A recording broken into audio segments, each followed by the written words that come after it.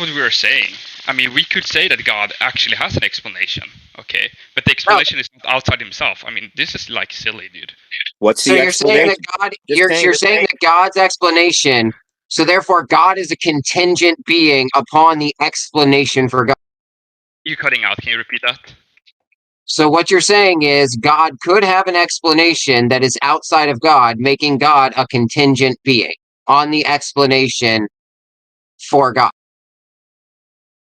No, because if God had an outside explanation, he wouldn't be God. Like, yeah, exactly. Because you special plead God into this position of a necessary eternal being. No, dude. I never said that. Do you know what special pleading is? Let's actually look up the definition. I'm doing other stuff right now. For clarity, it's an informal fallacy wherein one cites something as an exception to a general or universal principle.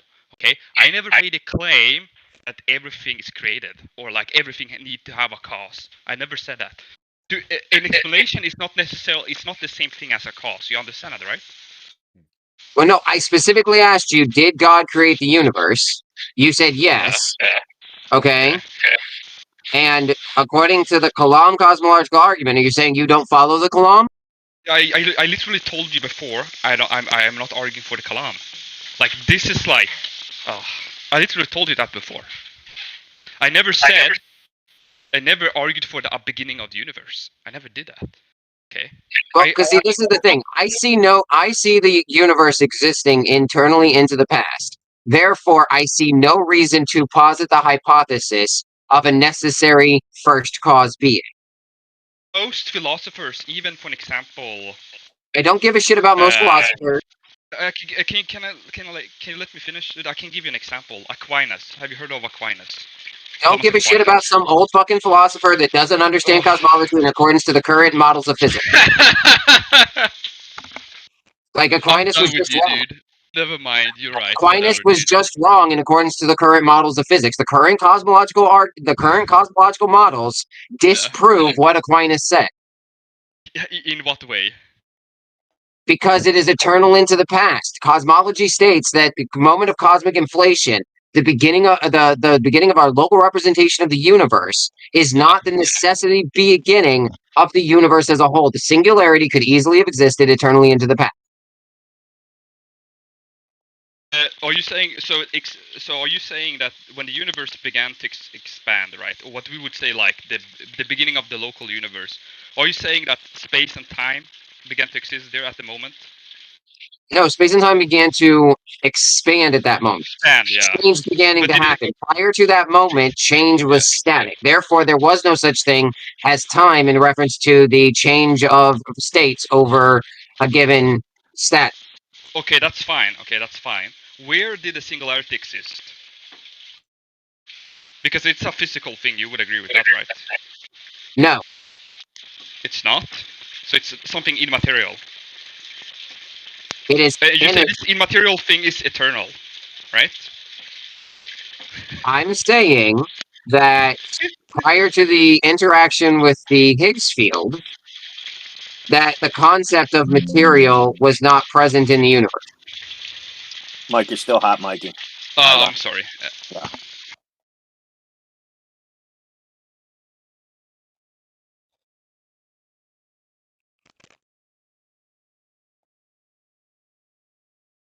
Okay, so let me see here. The concept of materia. Oh, well, it's more than just a concept, right? It exists outside the mind. Yes. Okay. There you go. But S, for a clarifying question, what do you mean when you say God is a necessary being?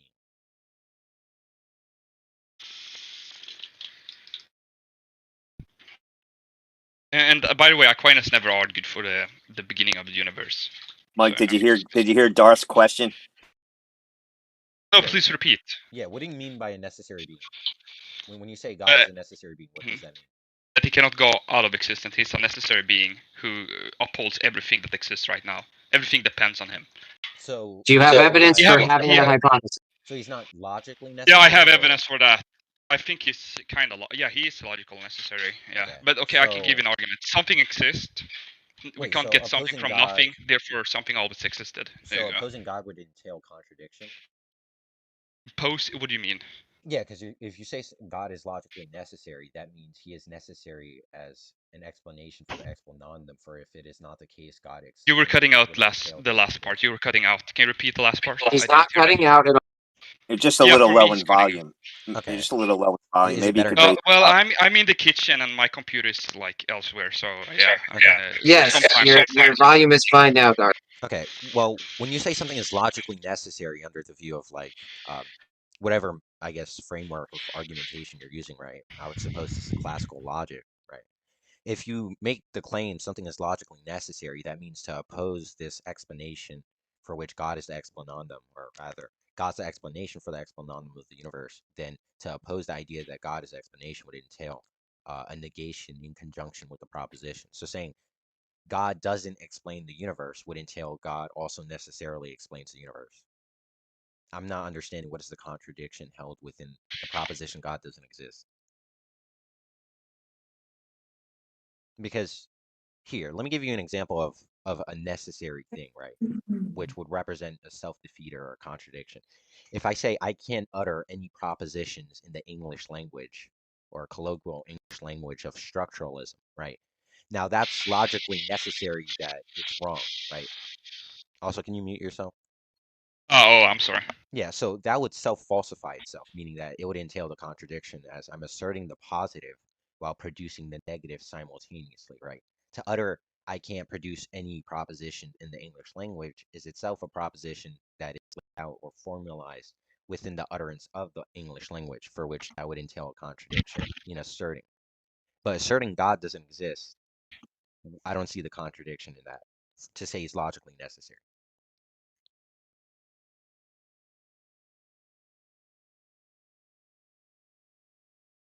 Do you have an argument for some entailment, like inferential entailment of a contradiction within the proposition, or no? Because then that would just boil down to the idea that God is not logically necessary.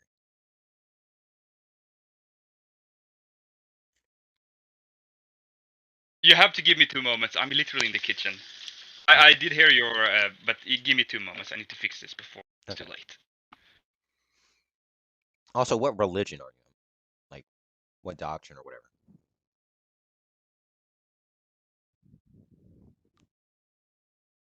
Because even then, when you say God is logically necessary, I understand the term God as an arbitrary conceptual necessity that you just apply without any actual discerned model, right? God seems to be an empty title for which the attribute. Oh, well, he definitely. Okay. Yeah, I don't understand when any of these people argue anything for God, how they can make any argument. Like, never once have I seen a valid inference. But they make wild claims like it is the case God is logically necessary, which I would suppose they mean their specific model of God is logically necessary, which they're just demonstrate that. They don't have exhaustive knowledge of all possible models of God for which they can ascertain the idea that this model of God is the necessary one to make a practical conclusion upon, I don't know, whatever he's saying, the beginning of the Big Bang or the facilitation of the universe. Yep, I Like agree. It's they're got they're the they're gap. just gonna they're just gonna make some gibberish for which they're not gonna be able to give analysis for, right? First of all, I don't even know how they infer anything of attributes of God. Saying God is omnipotent is something that seems wildly incoherent, or any quality, right? Like consciousness. I take consciousness in reference to God to be a defeater, actually. Well, Yeah, he I left. mean, yeah, they're coming to the table with nothing. I give them credit for coming to the table with nothing. That's brave. Yeah, it's just a lack of critical thinking, Yeah, they're victims of childhood indoctrination, and they want to live after they die. pretty much. Yeah, that's what it's about.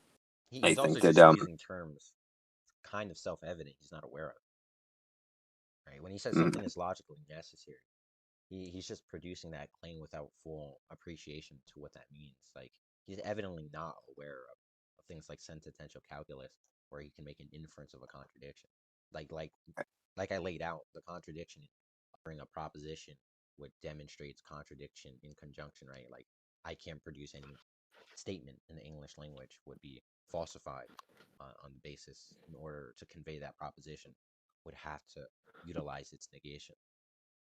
So I don't see how you would analogically represent that with the idea that I reject God, right? God doesn't exist, unless he's gonna say there's like, I don't know how you would come to a necessity for God.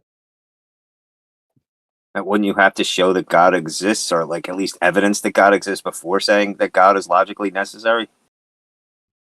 Sorry? Wouldn't you at least have No, to show evidence that God exists before you say that God is logically necessary? not necessarily. You could prove that without You don't Proposition yeah, A, you don't need evidence. But even then, But evidence comes cheap, right? The idea that I can just make some prediction for which this idea or concept or model, whatever framework I'm using, is my hypothesis, and the evidence is compatible with the hypothesis, for which that would be considered evidence, right? I can say if my socks end up going missing at 3 a.m., then shoe or sock stealing fairies exist, right? That's the hypothesis. And if exactly that point in time, the prediction is to occur, well, that would generate evidence. But that's not well, considered strong evidence. That's South just Park actually showed that's the case. But yeah, in no way are you gonna verify God or even come to any sort of evidence. I think that's just gonna be easy to undercut with like underdeterminism. Well, I can just say instead of God, it's unicorns. They're magical substance. They're also not physical, not temporal under my model.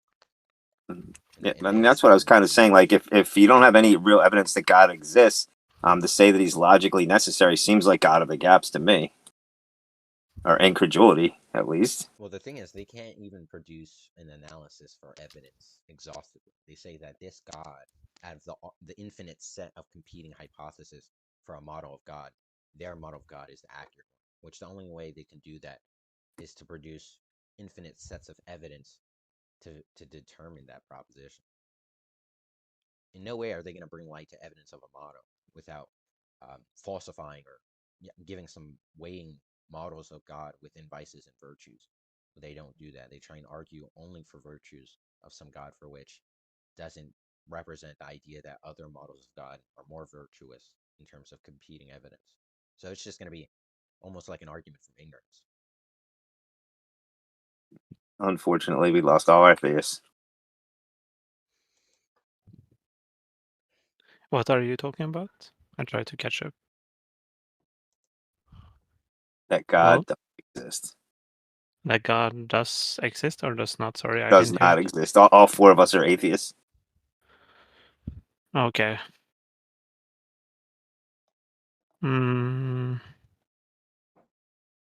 Okay.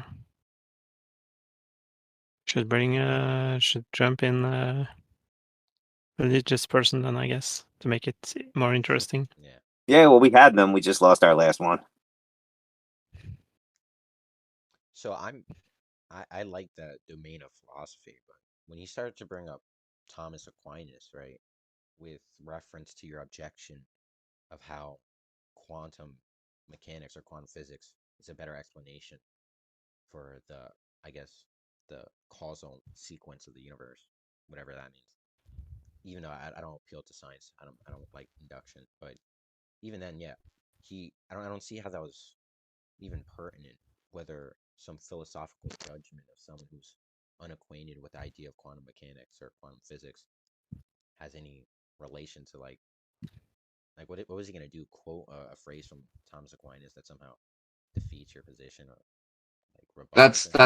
that's why I immediately was like, I don't care what some guy who doesn't know the relevant topics we're talking about. So Yeah, like quoting him was not relevant. You didn't need to bring up Thomas Aquinas. If you're able to utilize his argumentation for the purposes of, I don't know, making an inferential justification for why God exists, then saying, well, Thomas Aquinas said this is irrelevant, just produce the argument, and then we can go from there. well, I mean, the fact that he was like what I was trying to go off of was the fact that he was stating that God created the universe. And I was trying to go off of the fact that there are viable cosmological models in which the universe does not have a beginning. That's already incoherent. I would have challenged him there.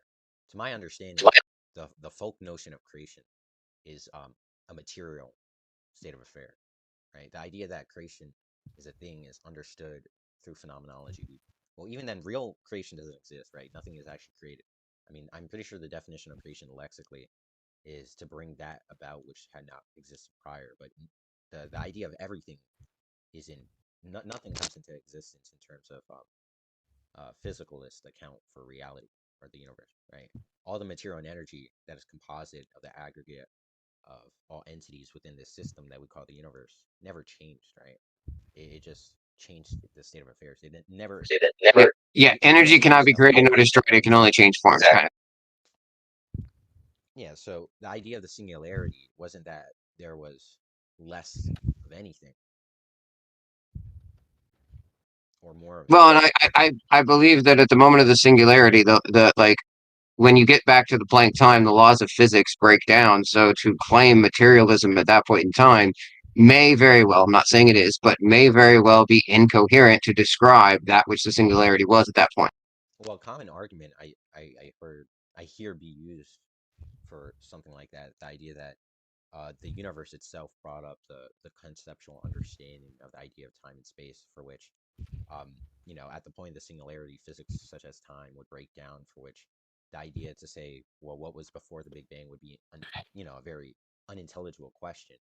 But to, entertain that idea that does make sense. Well, what would that mean? That time before the Big Bang would be a form of non-standard metric time for which there's still temporal precedence that is not enumerable in our understanding. Wouldn't that just mean God? Well, I would say that the concept of time prior to the moment of the cosmic inflation, which there are many models for explaining different things, but if you consider time to be a measurement of change in a system, the staticness of the singularity prior to Planck time would just be an eternal, unchanging status of a system. Yeah, And so the measurement of time would be irrelevant to that. yeah, that's what I'm saying. So the argument is obviously, um, like I said, the Big Bang or the idea of the universe itself is where we ground the understanding of time. So to say that before the Big Bang, what caused it? Well, first of all, causality is a temporal notion, so that's already going to be incoherent. And, I mean, almost all of language is understood in terms of discursion under temporal framework. But yeah, if I entertain the idea that there was a before the Big Bang, which conditioned the Big Bang, which was the start of time, well, that's just going to mean that temporality existed prior to the Big Bang, for which we would consider non-metric time. So it would just be change without measurement, for which it would still be considered temporal, just non-metric temporality. So that's just going to still mean God is a temporal being. It's not timeless. You wouldn't infer God is timeless if before the Big Bang, before is a temporal notion. So it's going to instantly instantiate the idea God is a time to being. Well, and that's Go ahead. go ahead. I was just going to say, I'd like to say that it was the beginning of relevant time that was relevant to our universe. Sorry, go ahead. Yeah, I was gonna say like that's why it's a lot of times parsed as the current substantiation of space time. Prior to the Planck time, we don't know like what the cosmos looked like, and so like Ask them to give an account for creation non-physically without invoking God. Right? Yeah, I think creation even is a loaded word. I like to say naturally formed. Well, like I said, I don't even believe in the idea of creation. I don't think anything came from anything, or that which had not existed came about besides a conceptual understanding that I guess wasn't created, but I guess developed under consciousness, right? Like the idea of a gun or any arbitrary object, right? It's made of the exact same material as prior. It's like me making an analogy with Play-Doh. I can shape Play-Doh into different specific shapes that I can put labels upon and say those are new concepts. But it's all going to be composite of the same entities, which would be the same amount of energy or matter that it was prior, even changing its form, which is basically the entirety of the idea of the universe. Right? Nothing is created. That's funny Concepts that by man are formed, but funny that you use Play-Doh to create forms. Well, I mean, it's or clay, whatever. It's like the easiest thing to change shape.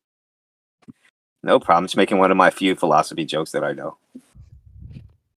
Yeah, I wasn't even thinking of like Plato the philosopher. Right, I know. It's just one of my bad jokes. Usually I talk about the Plato Fun Factory to make forms.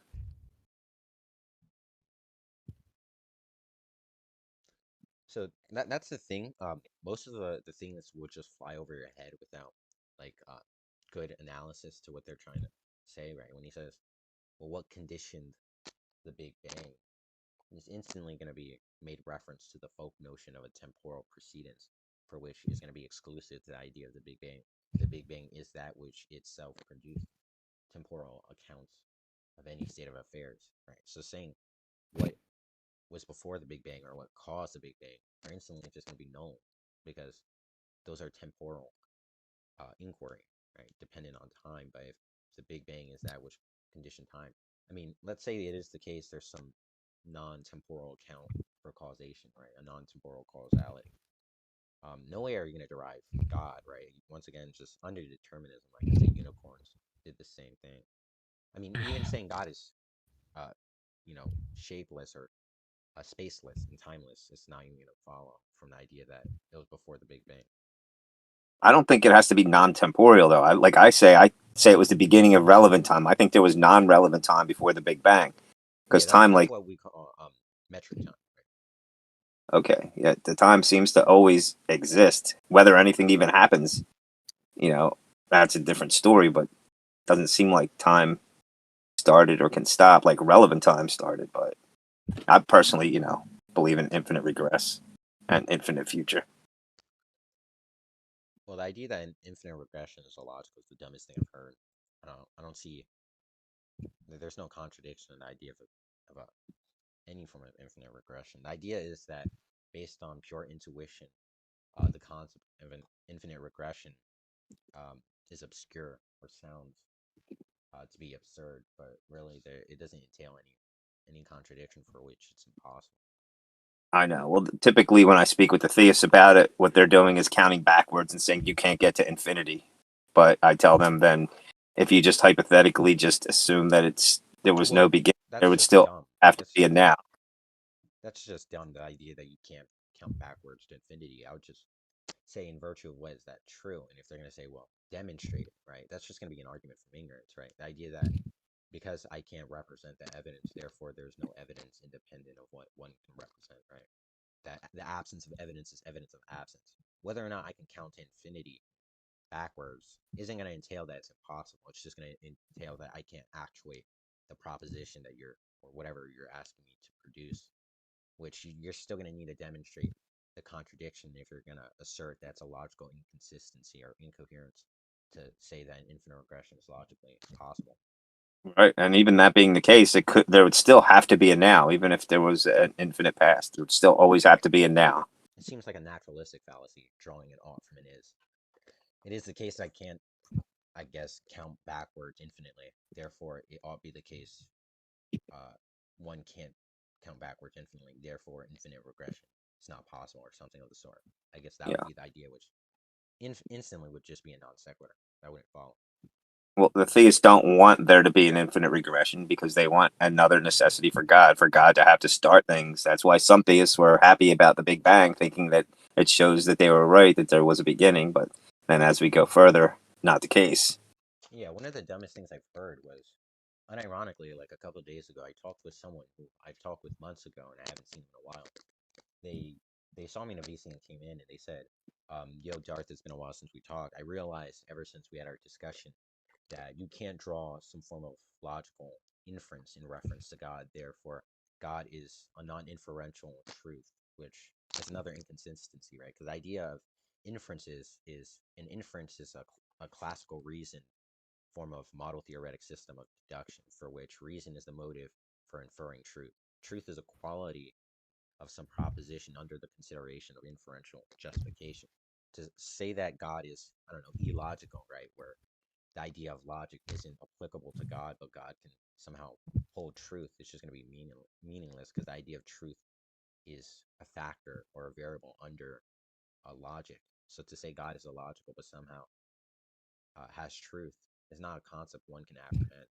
That's just to say that that's just going to be a category error when you say you can distinguish truth from the category of logic, right? Because then you're going to give an analysis for logic or truth that's just going to, not be compatible with any modern theory of truth, for which I'm just going to see it as like it's going to fail horrendously. Yeah, I think that there is always a truth of the matter. The interpretation is subjective, and whether or not you could know something is true, that's a whole different story also. Well, the idea is whether or not I can grant the idea that it's possible God exists, right? I don't think it would have.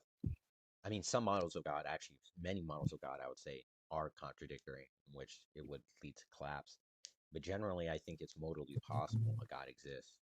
But the idea is that if one is a proponent of the idea God exists, well, then they can account or generate some form of justification if they're to assert they have knowledge of God's existence.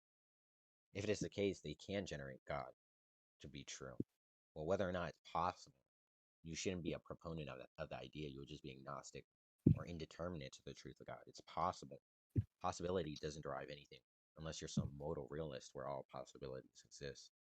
So the idea that, well, God exists possibly, and whether or not it can generate evidence doesn't falsify the idea God exists. Well, that just that's like extraneous to whether or not God exists, right? If you hold to a specific doctrine or the idea that God does exist, well, then you're going to have justification. Yeah, nobody to debate you here. Sorry. Doesn't mean we still can't learn from. All right. I am a firm believer in increasing the capability of arguments of all people, regardless of their position, so that the arguments can be better and we can actually figure some shit out for a change. What about faith talk, VCing? Do the people there debate? Yeah, they will. Yeah, people in any of the channels will debate. You just have to find a channel that's populated with people of an opposing view. And you have to find the ones that aren't going to abuse their mods too. I mean, if you want, we can hop in faith talk and see what they're up to. See if any of them are willing to chat about the ontology of God. That's fine. I'll go with you if you want. Yeah, I'll jump in. All right, see what happens.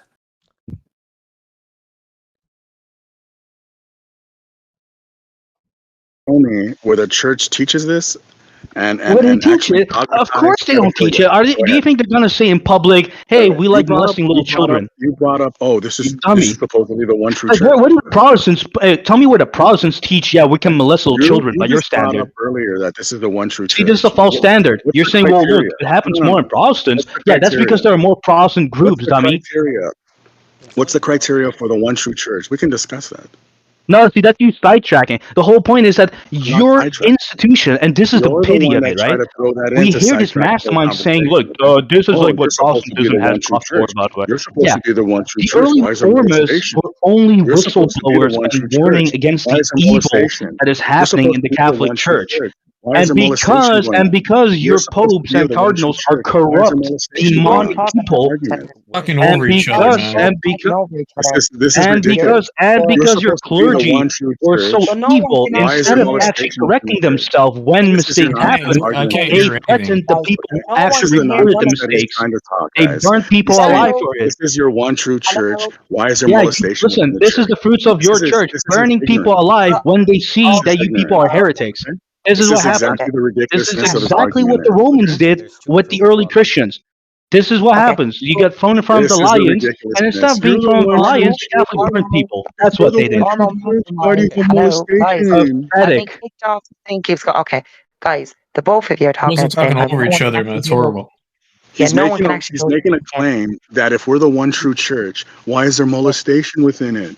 How can you believe the Catholic No, Church? you know what's the There's sad thing about it? molestation. Not common. Wait. So instantly, Look at that ridiculous whatever claim. objection Armo is making seems to just be an appeal to consequences.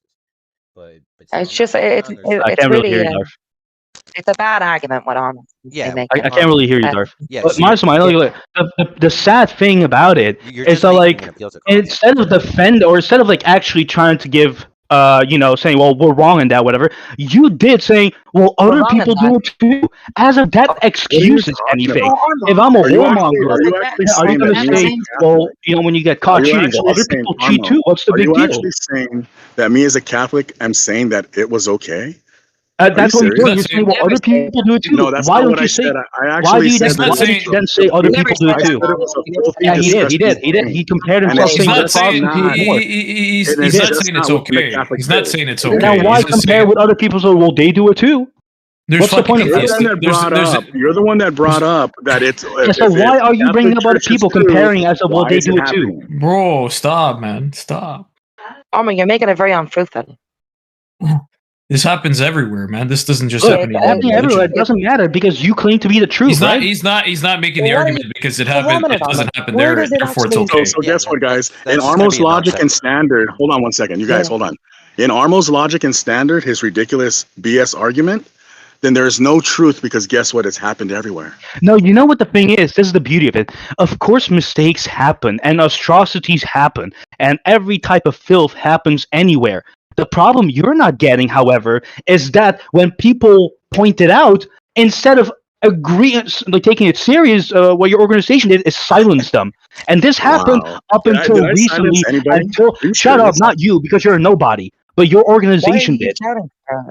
Your We're discussing. organization Me and you did, are however, discussing. and this is living. First There's off, living proof of it, to by the way. say, We can see what happened in Canada with all those I'm like pretty that sure- there children was that got some like with the buried Catholic alive faith. under the church. Yeah. By the way, I'm that happened pretty recently. Oh, I'm man, now pretty he's sure. bringing up buried under the live in the church. I'm pretty sure religious leaders.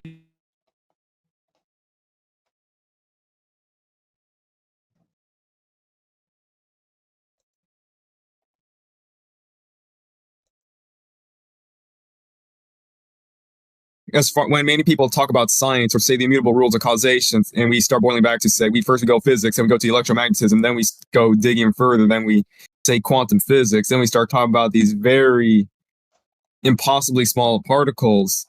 I would still argue that we still wouldn't technically have a 100% complete understanding of what said immutable rules are. But if you're speaking on the topic of God, whether or not it is omniscient or not, I don't think it has to be omniscient, because no, omniscient would just mean awareness, but does it have to be self-aware?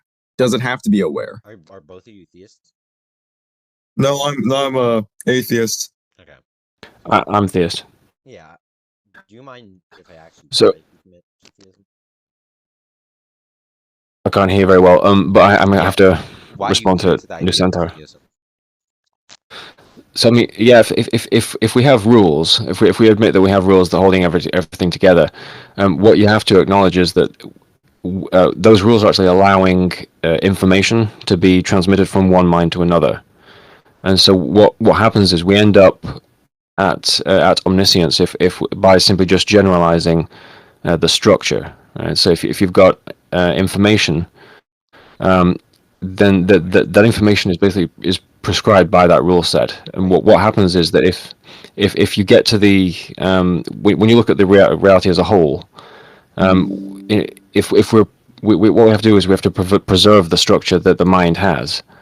And when you look at it at the level of the whole, then you actually find that what's creating these rules, that's holding everything together, it basically fits the definition of a knowing mind. That just Information transmission.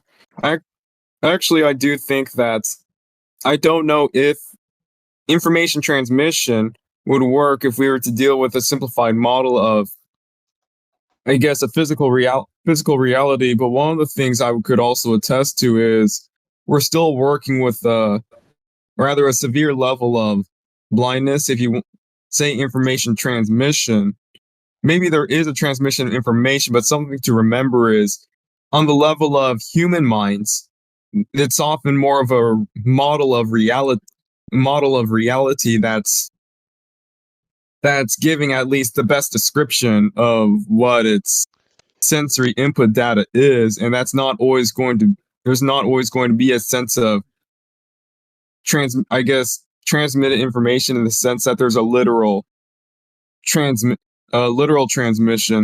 given the nature of universe, and if you say information. Well, can I get some clarity? For omniscient, I guess there's not much I don't know if omniscience or would be necessary, since there is a level of, I'd say, blindness on every level. Okay, Darth, what'd you say? Yes. Yeah. So God exists, or what should I call you? Yeah, you can just call me CT if you want. CT, all right. So, CT, I'm not understanding the inference you tried laying out for why something about consciousness entails omnipotence. Was that the idea? Something about consciousness, what, sorry? That something about consciousness entails God is omnipotent. Was that the idea? So what Lysandra and I were discussing was, I mentioned that God is what's holding reality together, and he asked, well, what's the if you don't mind me asking. Well, I can let you know in a minute. But what he then basically, what he then said was that's quite a rudimentary description. And then I moved on to, from there we could go on to omniscience, and once you've got omniscience, you've kind of arrived at a person. Right? So if it's something that is omniscient, is what we would call a person or a mind. That once you've... How would you even infer that God's omniscient? No, I understood you, but I'm trying to explain to you how we got to this point in the discussion. But so, I mean, I want to respond to one thing that Nosandra said first, is that you said that if we're receiving information from the environment through our senses, we can form a description of that, but that description is necessarily incomplete about reality itself, right? I understood that correctly? I'd say more often than not, I cannot know if it... The weird thing is, I would also admit, could we ever have a one-to-one correspondence, always knowing that it's even incomplete or complete at all? I would say we wouldn't. I don't think we could ever know it's complete. We could get to a point where no matter how hard we try, we are not getting any new information, and that could lead us to believe that our understanding is indeed complete. But I would still say that we can't ever completely know. So when you mention the idea of I guess the transmission of information, and if that needs, and to have that kind of intelligibility, you would need a level of omniscience. Though one of the problems I would have is people can also get wrong inferences from their conclusions, even if it is a perfectly rational, or even if it is a logical inference. One good example would be the four humors. I don't think, the first people who came up with the four humors were, delusional. I think they made the best conclusion with what they had, but then it slowly turned into its own thing where people weren't really thinking about it, but it was the best they could infer because microbiology wasn't there yet. The understanding of it anyways.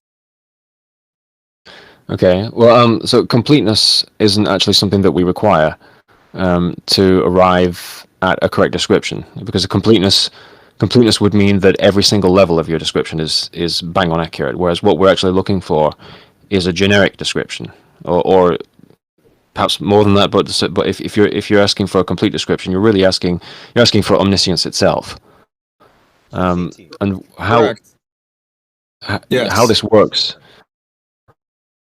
Sorry, pardon me. What is the inference for why God exists? Yeah, I'll get to that in a minute.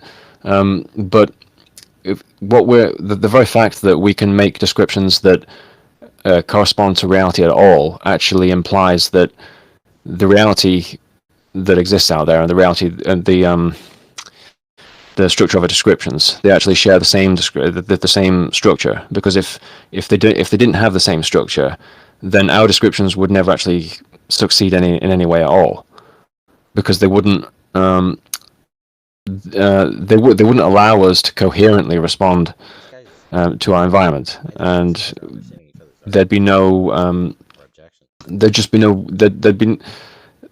be basically total randomness. So if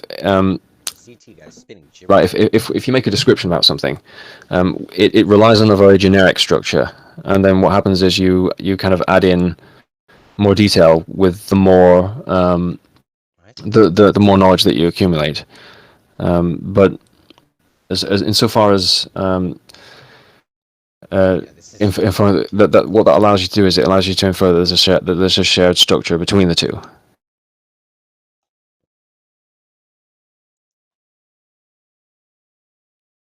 All right. Well, can you now lay out the inference? So you want me to explain omniscience? Just the argument, the inference being drawn. Okay. Well, if anything that you're accepting as information, right? So to know something is to process information. Right. So knowing is a form of information processing. When you look at reality, every sorry, pardon me. Are you responding to him or me? Well, it kind of helps both, but I'm responding to you. Oh, to me. Oh, so this is part of the inference? Yeah. Okay, so you're saying knowledge exists. That would be like a premise. Sorry, I'm gonna have to boost your volume. Sorry. Sorry. Is the first premise like knowledge exists? Yeah. Okay. So, and not only does it exist, it's a form of information processing. Sorry, repeat that. Knowledge is information processing. Okay. Well, processing depends on a set of rules, right? So if you're processing information that's coming from your environment, then that requires on a shared set of rules. So you and what you're processing, they have to actually share the same set of rules. And the rules are actually the laws by which information processing takes place. And those rules, they have to encompass everything that exists, because anything that exists outside of them, you can't process it as information, and it can't affect you in any way. So it doesn't. So premise one I got is knowledge is a form of information processing. Premise two is like processing is dependent on a set of rules, right? Okay. And then premise three is something about where did you derive shared rules? What was that? That these rules are shared, or there's essential rules, or what would be the next thing to follow? You could say it like this: if an object or a piece of information is outside the rules of information processing, it cannot be accepted as information. If an object, so you would never know about it. Sorry. So it's if an object or piece of data exists outside of the universe, we can't process that information. Yeah. And then, so lastly, what that implies is that the rules of information processing actually contain everything, and so something which is processing all the information is therefore by definition omniscient.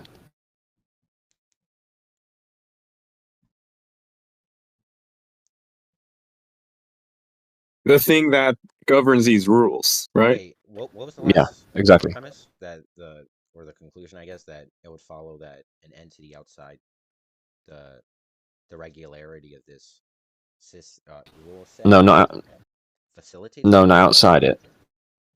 So the rules in their entirety that contain all the information, those they contain all the information. So that those rules themselves are omniscient.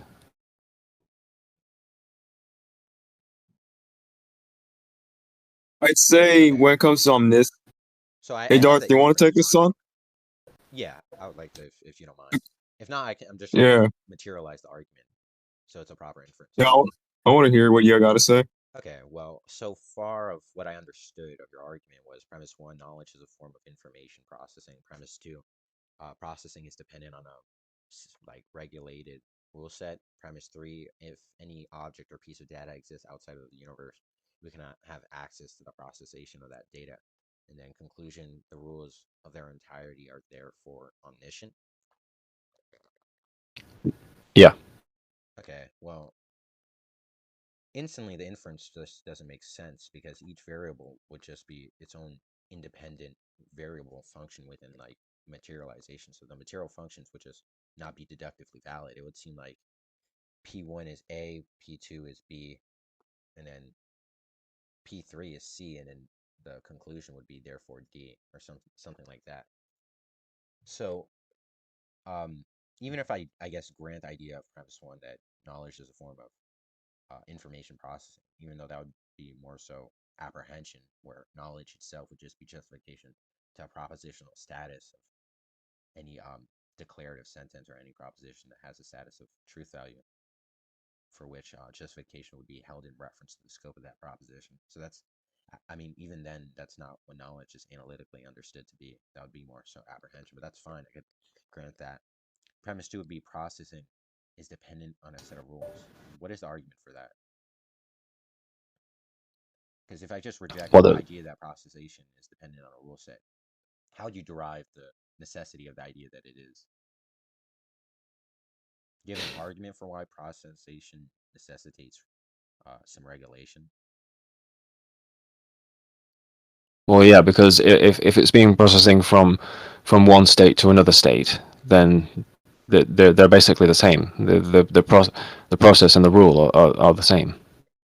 Okay, well, what if it is the case that the state of affairs of change of circumstance from one state to another are not contingent upon regulation, for which they're just are abrogating any rules and they're just like having some arbitrary consequence that follows from some antecedent cause. So the process are What do not we? necessarily discerned; they just happen arbitrarily.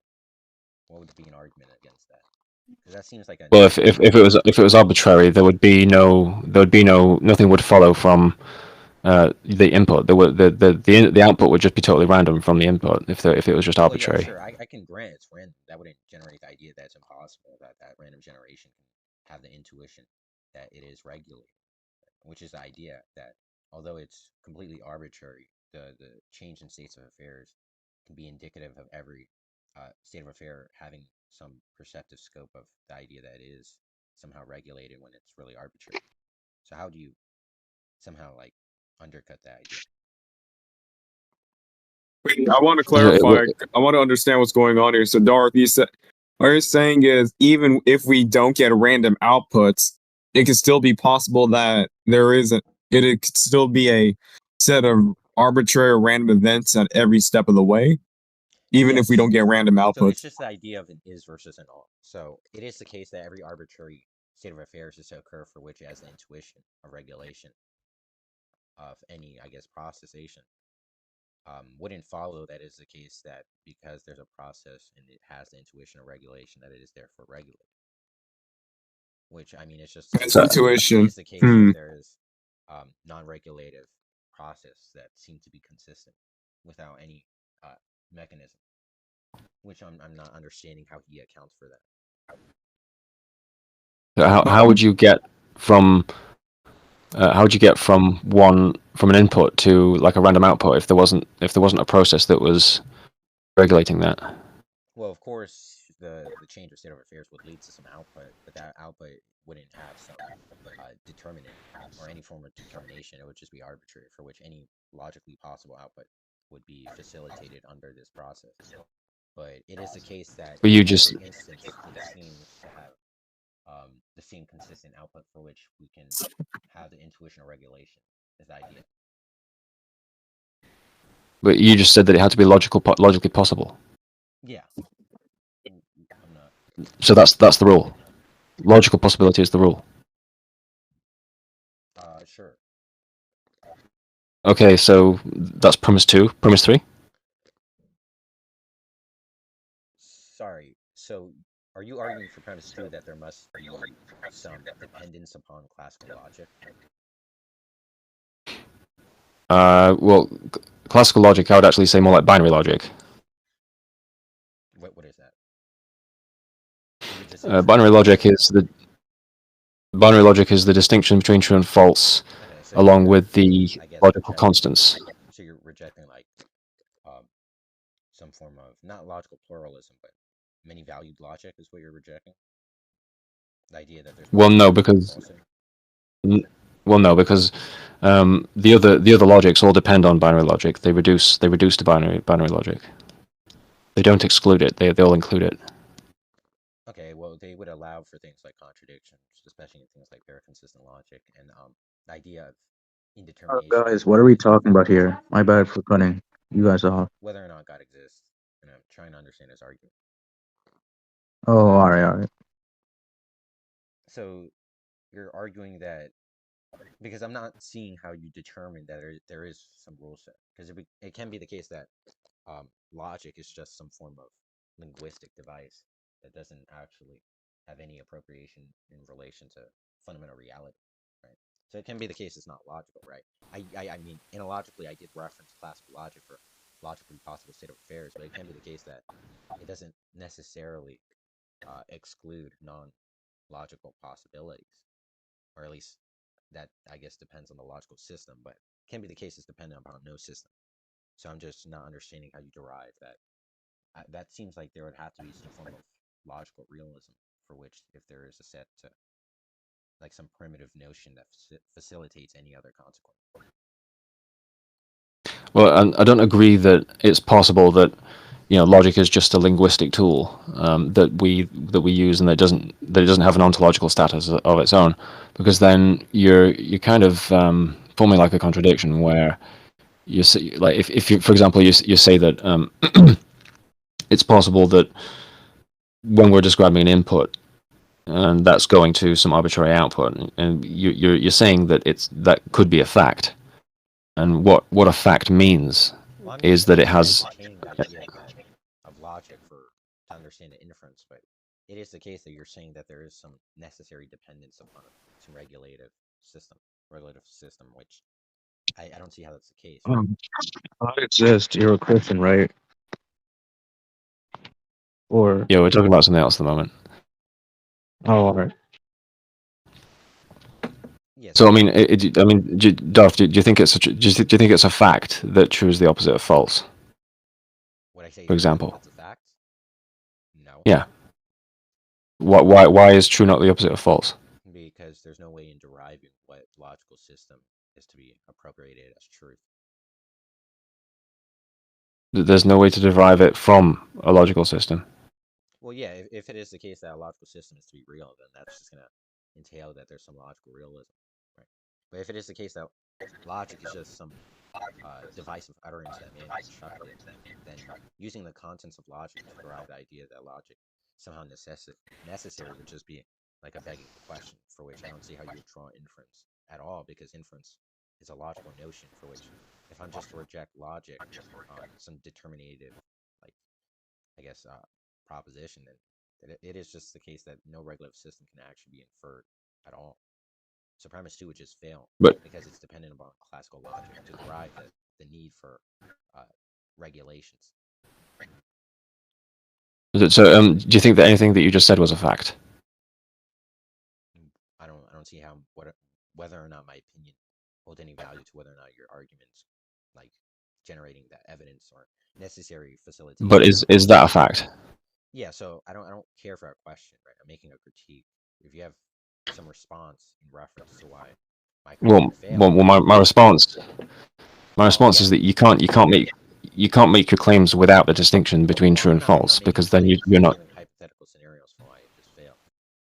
So unless you have some exhaustive knowledge for which you can account for why logic is necessary independent of the logical notion of necessity, for which you can furnish the idea of logic is some realist account for which there is some necessary dependence from the nature of the universe to logic as a derivation, then that's the only way you can even furnish premise 2, for which I'm not just going to grant logic is real, right? Because you're saying you already appeal to the idea that you don't believe logic is some linguistic device or system of device, which I don't see how you what is the motive to that view?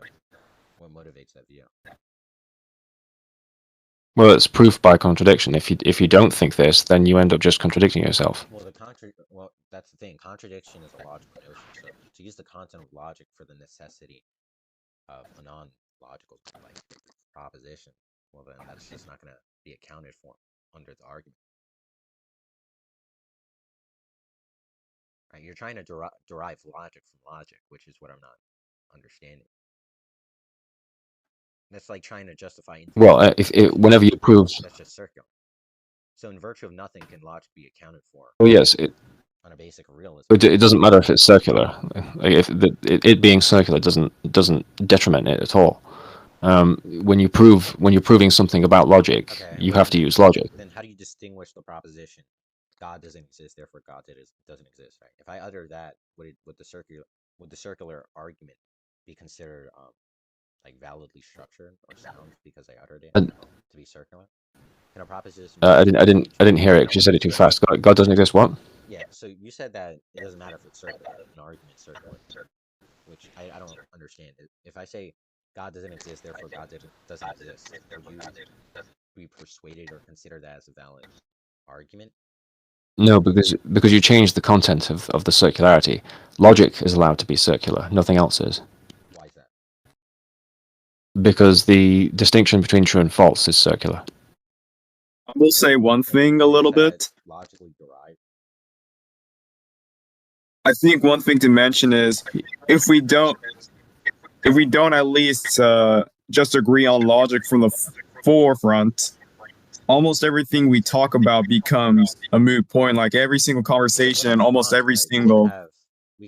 I can just like grant the idea I have no account for any epistemic access to any propositional value, if not in the case of inferential justification, right? But if it is the case that he's to be a proponent of the idea God exists, well then whether or not I make I'm indeterminate of that proposition.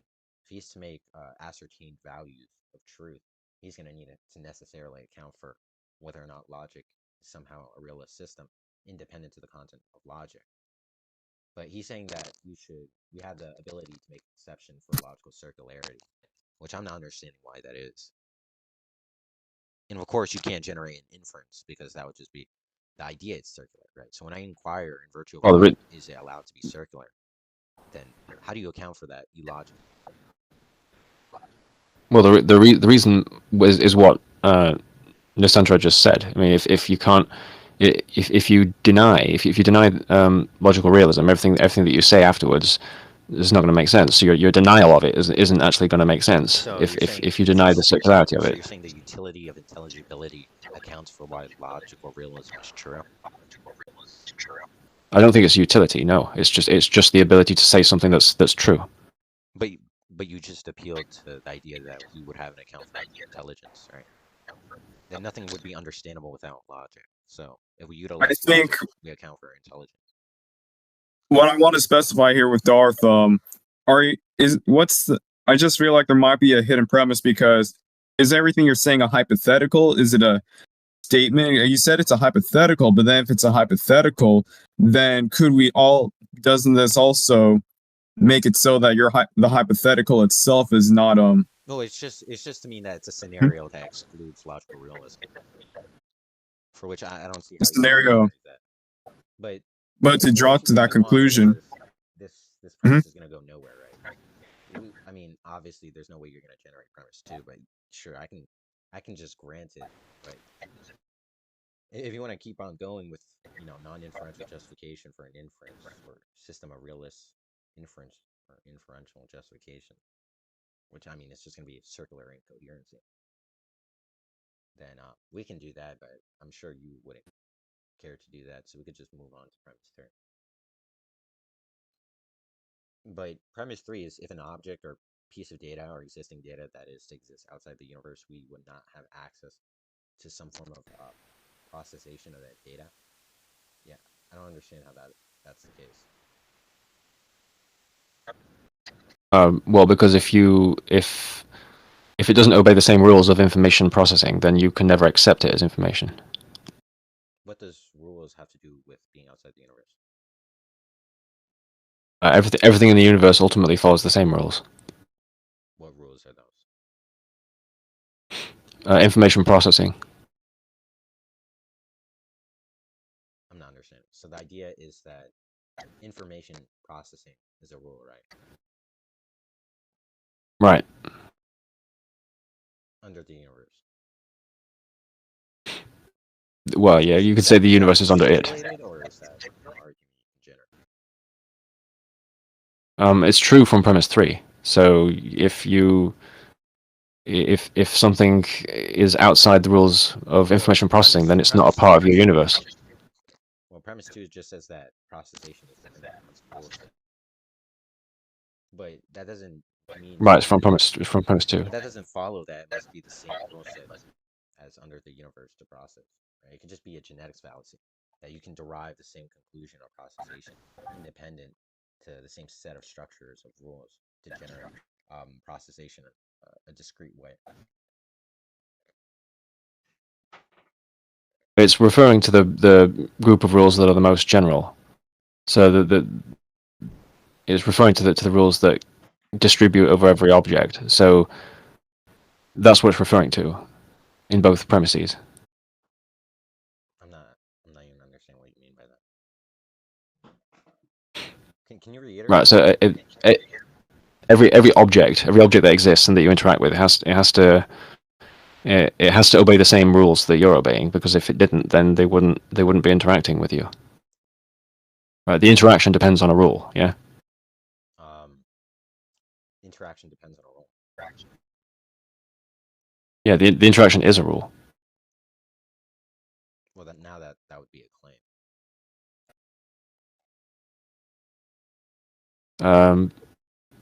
I mean, can you describe an interaction which doesn't follow a rule? Well, that's just going to be an argument from ignorance, right?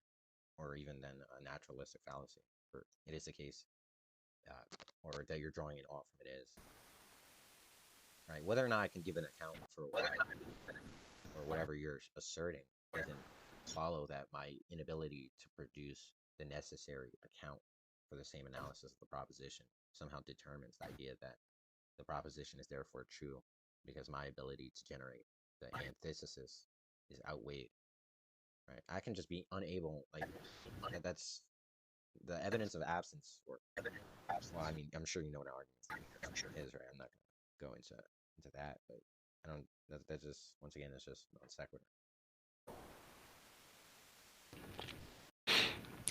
I guess you could say if the cause and if the effect don't obey the same rule, then they don't interact according to that rule. You could say that. Well, I mean, how would you object to David Hume's objection? How do you respond to David Hume's critique of causality? Because the idea is that causality is not regulated, right? It's just that we make impression of regulation under the same intuition of conjecture of past events to furnish some prediction of a future event, which isn't necessitated. That's just to appeal to induction, for which that rule cannot even be determined to be a rule, just an impression of a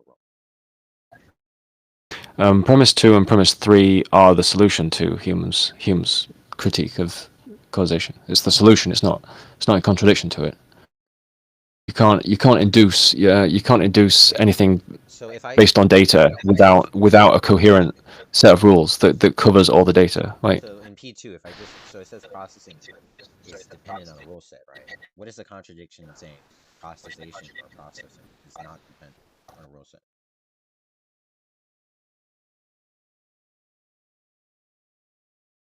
well, if it's not dependent on a rule set, then there is no process. Well, that's just going to be the claim, right? That would be inferred from the contradiction, which is what I'm asking you to generate.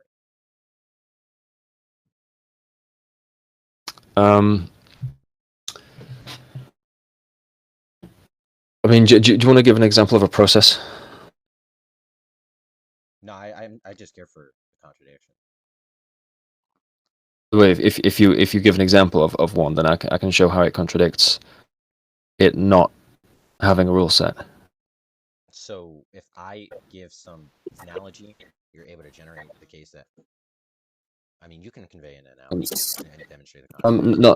Not an analogy, just Well, yeah, I mean, I guess cause to effect probably works. Well, you said that premise 2 and premise 3 somehow undermines Hume's critique, but it seems you're appealing to causality to draw the inference of like rejecting Hume's critique. So is it the case that the negation of P2 leads to contradiction?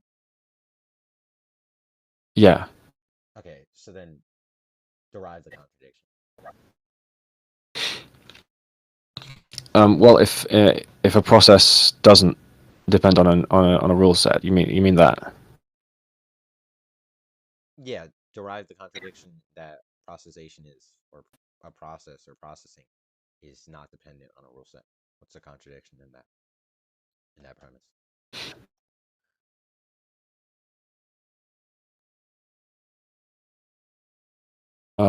Well, it's that. I mean, Yeah, even then, like right yeah, I now, guess there's. we're going into whether or not these premises are true, but just like the inference itself is just structured invalid. So no matter what, you're not going to draw the conclusion from a non-valid deduction. But yeah, I'm just trying to convey how, I mean, unless you do have contradiction for P2 negation.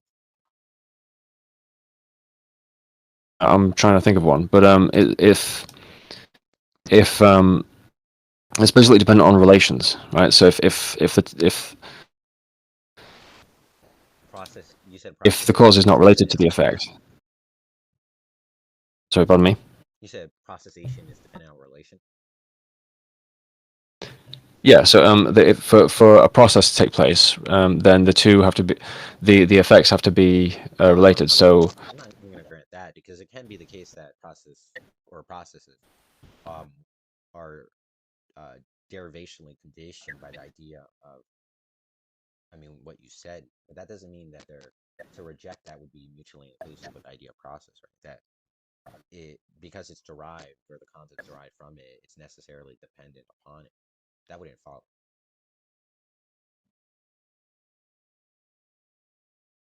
for example, if you take like addition, do you consider that to be a process? I mean, what do you consider to be a process? I would say a process is something that happens over time, but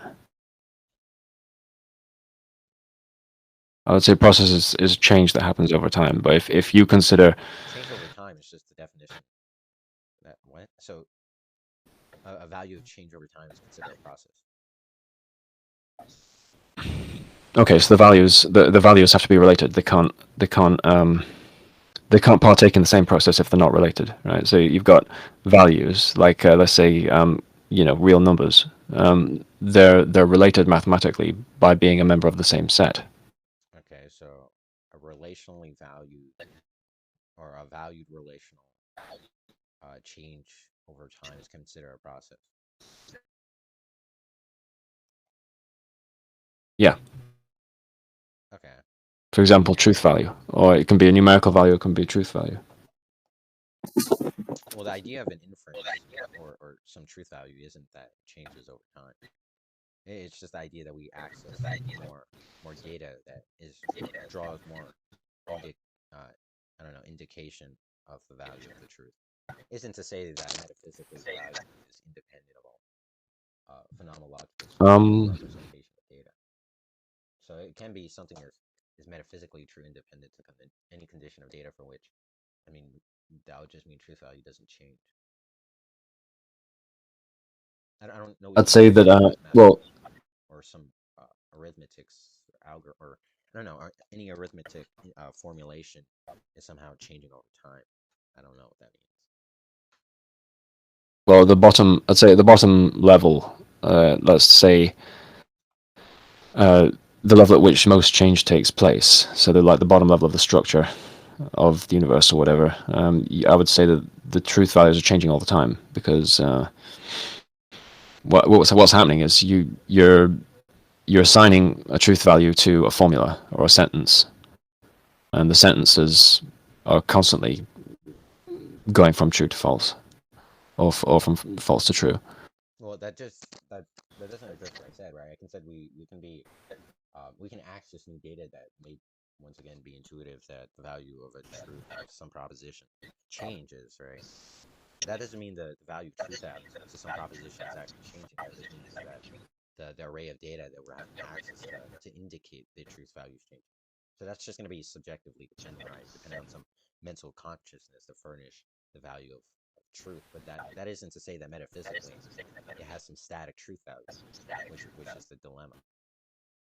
Whether or not we can actually have some ascertained access to that truth value doesn't mean the actual truth value is changing. That just means the data for which we make indication of that truth value changes. But of course, we wouldn't have exhaustive knowledge. So obviously, that's just going to change over time, depending on the amount of access we have. So truth value doesn't change. Well, what humans determine to be a value of truth would possibly change. But that just wouldn't follow.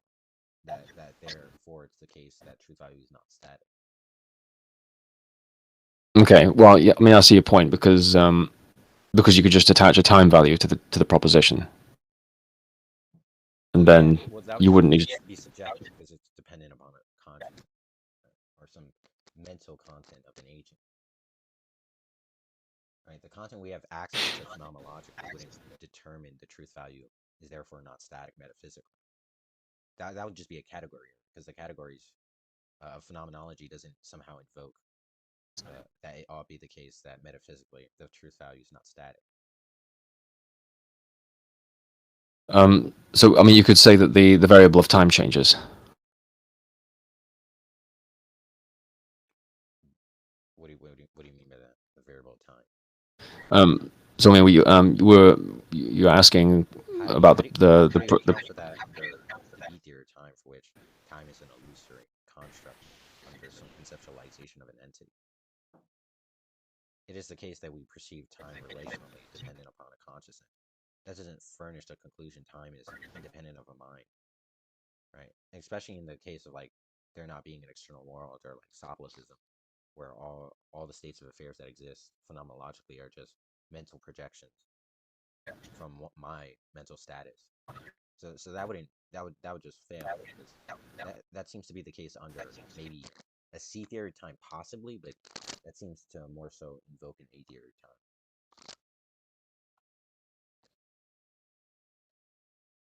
Which even science itself, which is an inductive form of inferential justification, it's not necessarily married to the idea of the A theory time.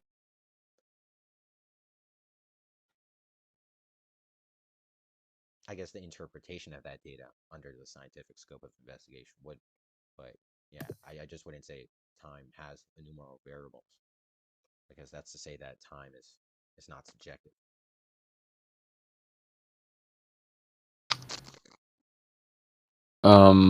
Yeah, but I mean, within any construction of time that you come up with, regardless of your frame of reference, there's obviously you're using a metric by which you're measuring the passage of time. But if it is the case, and so that value. But if that's mental, that wouldn't follow that it is the case that God exists. But I mean, we're not on its own. I thought I'm trying to justify P2 to you, right? Yeah. So well, yeah, I'm trying to P2 and P3 somehow derive the idea that Hume's critique fails. No, well, they are the solution to Hume's critique, but that was in response to I can't exactly remember why you said it. I think you used Hume as a reason to object to P2.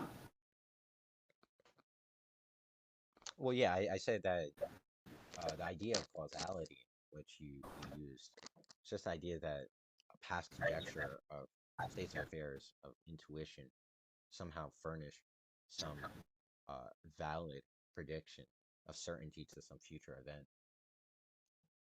Right, but they do at a generic level. But they do at a generic level, and that's because rule sets and interaction are coupled. What do you mean they do that on a generic level? So our descriptions of interactions. Right, so the rule sets that we describe, they have to share at the very least a generic structure with the rules of interaction. You yourself should be able to grant the idea modally that's possible, that the model of causality is just wrong, right? Or would you reject that? I didn't quite hear you right. Sorry. Yeah, under just like basic like a framework of Olympic modality, you would be able to grant that it is possible that causality is a bad model or an invalid model of describing the universe. Or would you reject that? Well, I only use causality because it's so intuitive. I don't subscribe to a typical model of causality. So you would agree with what I said, right?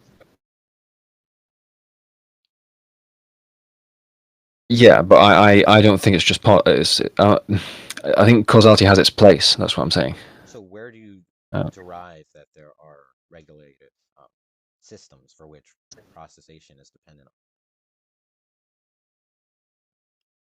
Because if it is the case regulation is intuitive upon causality, then it's just gonna fail unless you can account for Hume's critique. No, what accounts for Hume's critique is this coupling between processes and interaction, because what's happening is that I already you know put that right. in your question, and you didn't derive that consequence.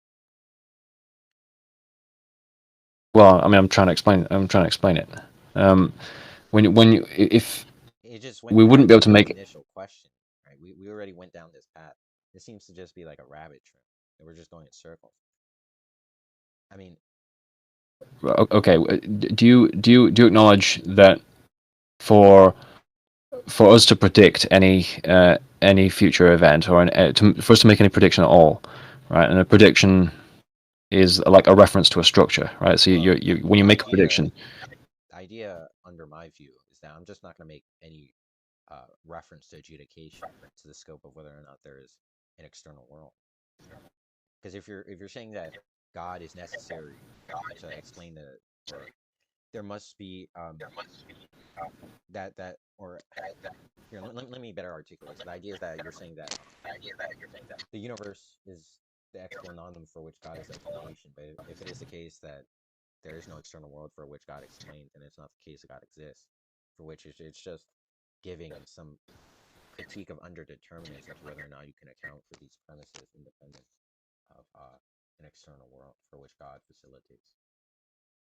well, no, I wouldn't agree with that, because even if you don't acknowledge the existence of an external world, you can't deny the basis for consistency in your own private world, right? So your own private world is following rules, and you can't deny this. So. I'm not making adjudication.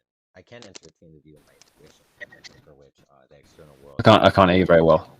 Well, yeah. So I said I'm not making any adjudication to my own personal world. So the idea is just I'm just arguing upon the possible entertained intuitional world, which I'm not saying that there is any other world that I commit to or subscribe to. It's just the idea that we don't have any determined world besides an intuitional one we have an expression of. Okay. So you I'm trying to exclude. I'm trying to. If one doesn't stipulate an external world, you can't account for God. Not necessarily, because it's everything that is being appealed to is evident from our own private experience. I'm not appealing to any kind of objective data.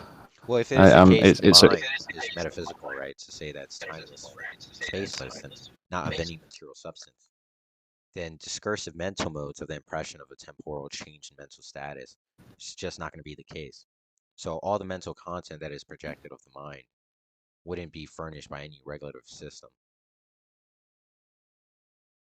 Because any inductive system of regulation would just fail to be true, because the system of induction or scientific scope of explanation for the intuitive world would just boil down to a single projection of mental content.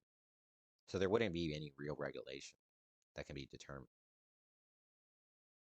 Unless somehow you can account for God furnishing the metaphysical realm, or accounting for the metaphysical entity of the mind, which I don't know how. I don't even know if there is some form of transcendental entity to metaphysical. That just sounds incoherent.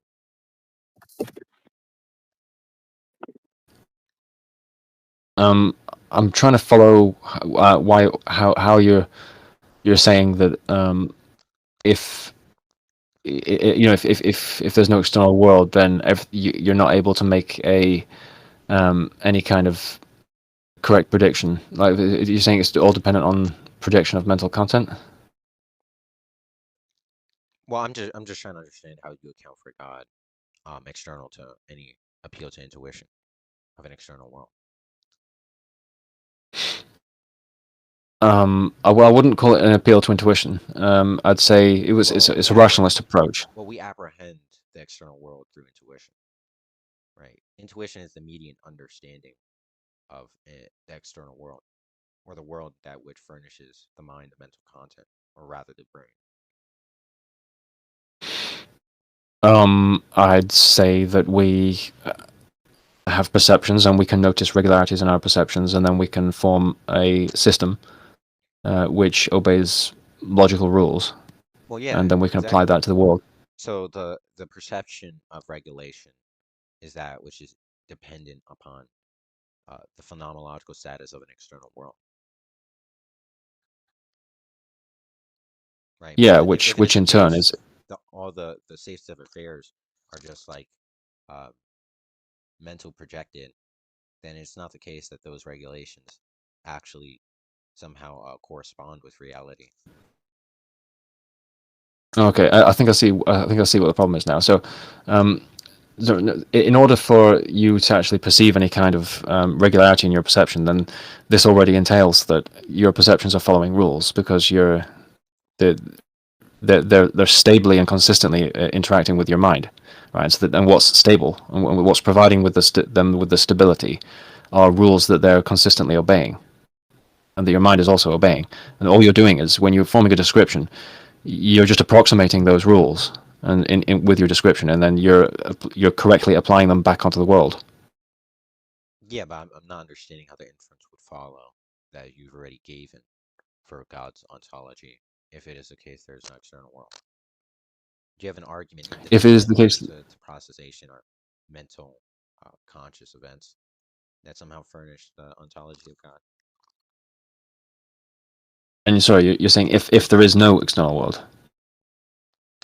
Yeah, do you have an argument for God if it is the case there's no external world? No, it already addresses this, because what you're perceiving, what you're all it requires is that the perceptions that you're subject to, that they're obeying rules, and that you're able to describe the rules. And both of these things are possible, because it is impossible for them to be interacting with you if they were not obeying the same rules. The idea is that those regulations are intuitive.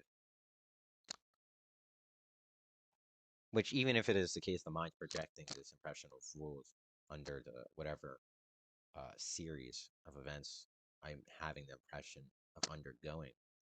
Well, that doesn't mean that the mind or anything of the metaphysical realm or anything independent of this actual series of events actually somehow those rules correspond with reality. It's just a case that the mind projects the impression of an undergoing series in which these rules are true, which even then is still like inductive, for which I can just reject the generalization, because the account of every instance for which seems to somehow weigh the value of this specific regulative system isn't going to be necessary. All right, once again, you can't draw the is or the collection of is to an ought. Right? Even if it happens infinitely for every instance, that doesn't somehow distinguish that from random chance. Like every time I kick a ball, it could go flying, as opposed to me kicking the ball and then it stays still. But that doesn't mean it's necessarily the case that there's some regulation of the universe for which, under some scientific scope, that all that we describe of the universe necessarily means that kicking a ball would make it go flying. Right?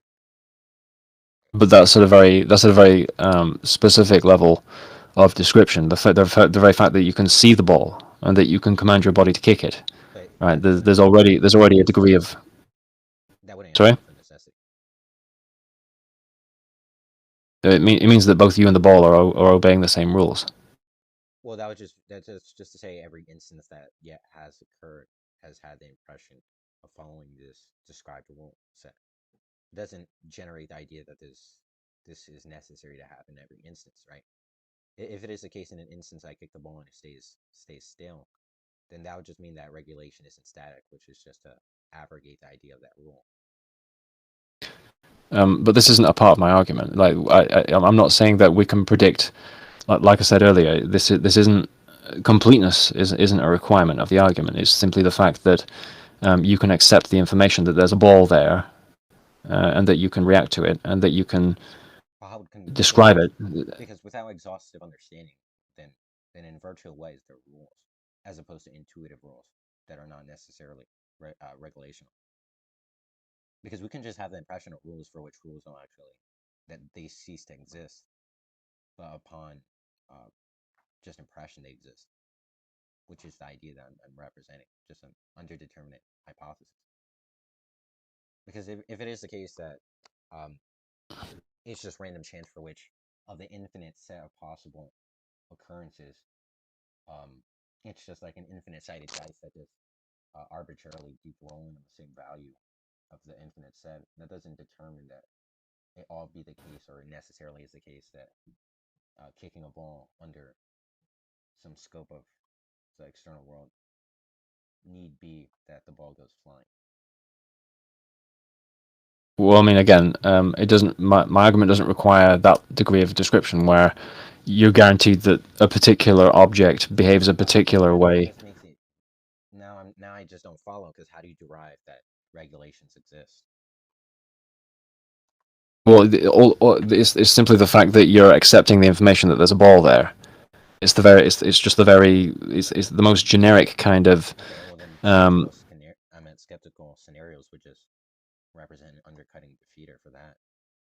I can have the impression that a ball is there. That doesn't follow that truly is. Right? I can have the regulatory system for why the ball stays gravitated towards the ground and the earth. But it can be the case I'm not on Earth. There is no gravity, and there's no ball in front of me. I'm not even in the physical body that I have the impression I am. Right? So all that regulation just boils down to impression for which it's not justification.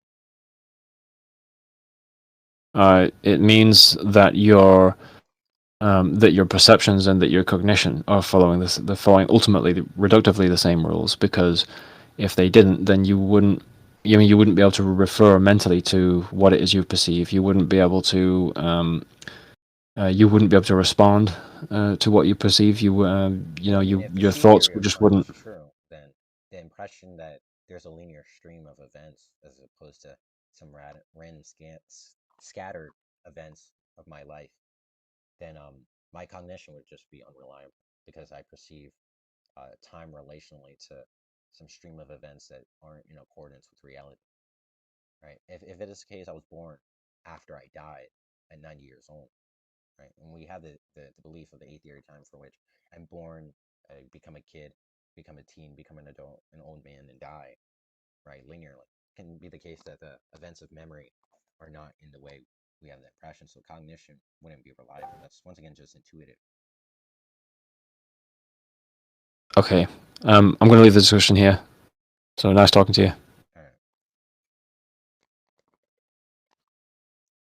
Hey, Darth, I want to ask you a lot of stuff, because for number one question, do you happen